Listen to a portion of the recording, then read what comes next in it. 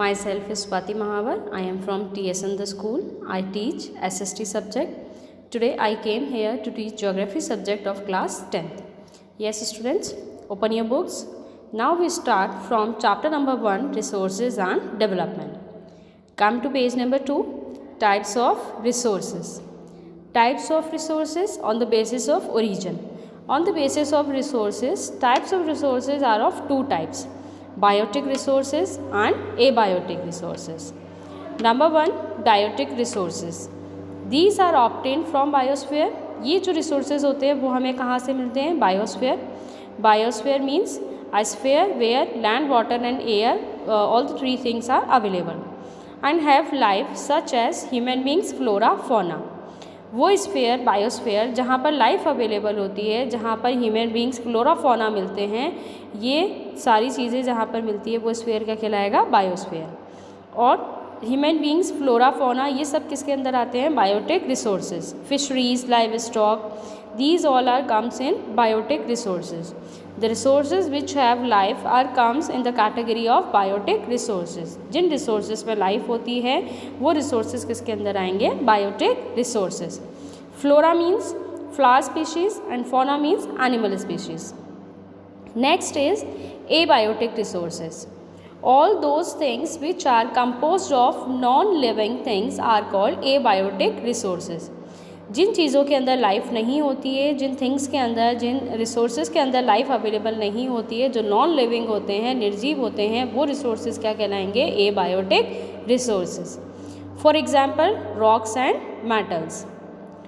Next, resources on the basis of exhaustibility. Exhaustibility means survive के according resources को two parts में divide किया गया है. How they survive, how much they survive, इसमें two parts में डिवाइड किया गया है. Number 1 is renewable and number 2 is non-renewable resources. Renewable resources, the resources which can be renewed or reproduced. Jin resources को वापस से renew किया जा सकता है, नया बनाया जा सकता है, recreate किया जा सकता है, reproduce किया जा सकता है by physical, chemical और mechanical processes. उसके अंदर फिजिकल, केमिकल और मैकेनिकल प्रोसेस लगा करके जब हम किसी चीज़ को वापस से रिक्रिएट करते हैं, these resources are known as renewable और replenishable resources. For example solar and wind energy, water, forest, wildlife etcetera. Underline the lines which I underline this in this page. The renewable resources may further be divided into continuous और flow. Flow chart के अंदर मैंने आपको बताया था जो renewable resources हैं वो टू पार्ट्स में डिवाइड किए जाएंगे, कंटिन्यूस और फ्लो. कंटिन्यूस जो चलते हैं और दूसरा कंटिन्यू फ्लो में चलते हैं, और दूसरा क्या था? बायोलॉजिकली, जो बायोलॉजिकली रिन्यू होते हैं वापस से, जैसे कि animal give birth to their babies, nature, forest, these comes in renewable resources. Number 2, non renewable resources. These occur over a very long geological time. ये वो रिसोर्सेज है जिसको बनने में, रिक्रिएट होने में बहुत लंबा टाइम लगता है, बहुत ज़्यादा टाइम लगता है.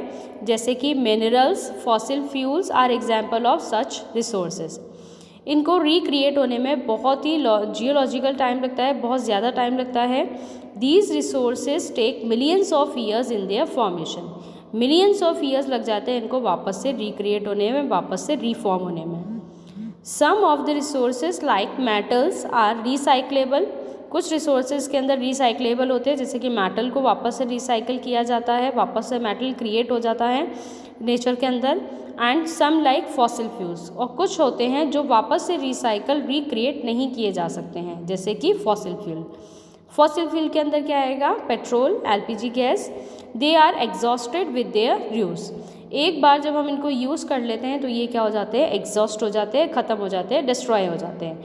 These are destroy exhausted by one use only. एक से दूसरी बार हम इन रिसोर्सेज को यूज़ नहीं कर सकते हैं. Next, on the basis of ownership. Ownership के बिहाफ पर रिसोर्सेज को 4 पार्ट्स में डिवाइड किया गया है. Individual resources, community resources, natural resources and international resources. Number 1, individual resources. नाम से ही पता चल रहा है, इंडिविजुअल मीन्स आपका पर्टिकुलर, स्पेशली आपका जो रिसोर्स होगा वो क्या कहलाएगा? Individual resource. These are also own privately by individual, privately individual उसका ओनर होता है। Many farmers own land which is allotted to them by government against the payment of revenue. बहुत सारे फार्मर्स को गवर्नमेंट ने लैंड रिन्यू करा रखी है, अलॉट करा रखी है for the against the payment of revenue. Revenue क्या होता है? It is a tax system. Tax collect करती है गवर्नमेंट वो लैंड अवेलेबल कराने के लिए फार्मर्स को। In villages there are people with land ownership but there are many who are landless.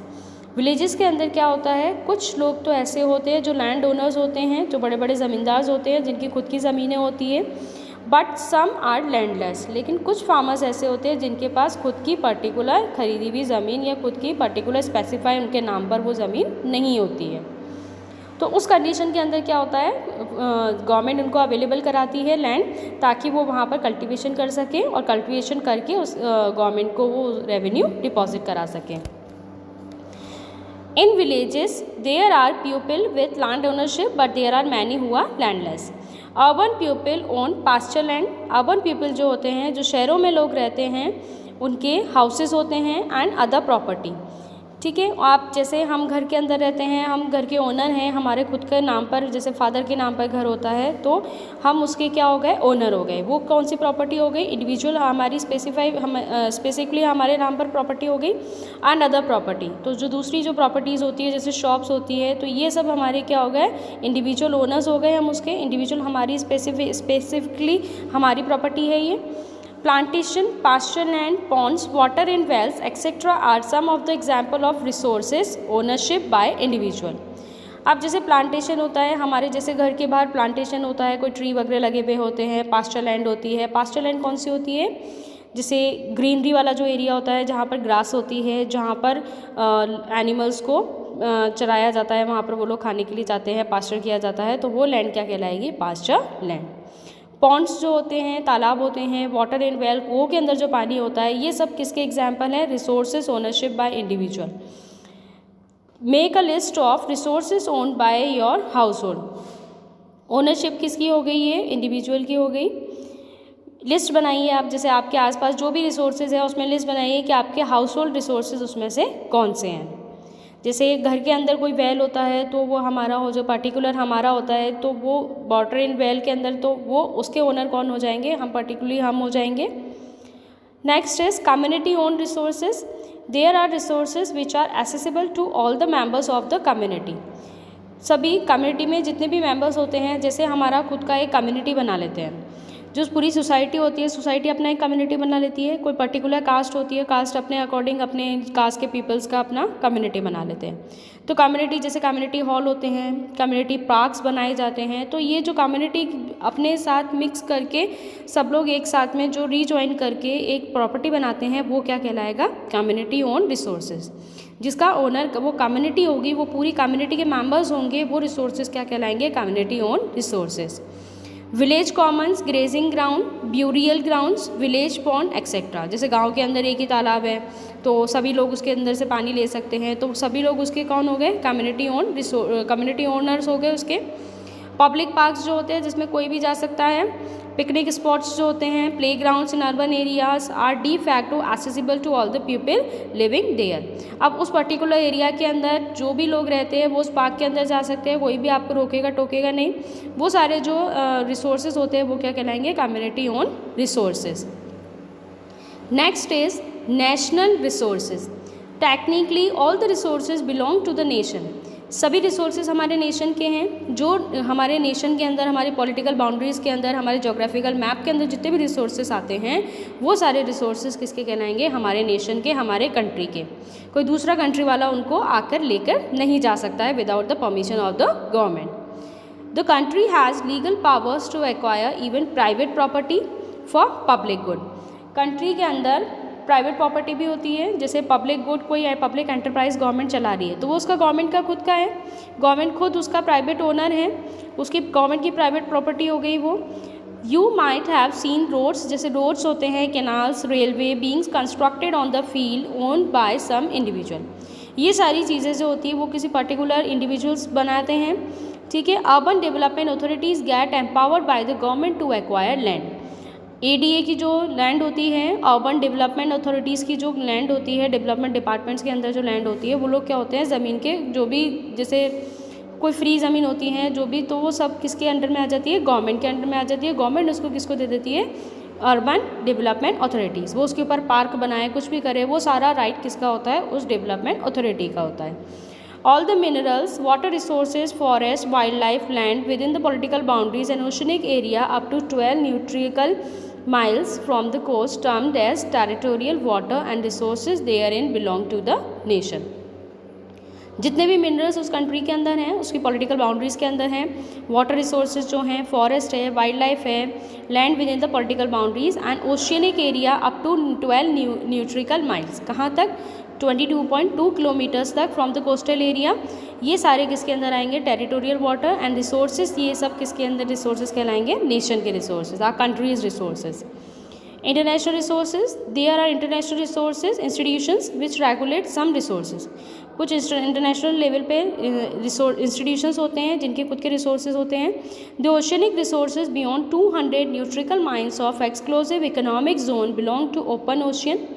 200 nautical miles का जो ओपन ओशियन होगा, and no individual country can utilise these without the concurrence of international institution. जब तक international institutions की सहमति नहीं होगी, उनकी परमिशन नहीं मिलेगी, तब तक 200 न्यूट्रिकल माइल्स तक का जो भी वाटर होगा, जो ओशियन एरिया होगा, वो उसको कोई भी यूज़ नहीं कर सकता है। So clear to you international resources.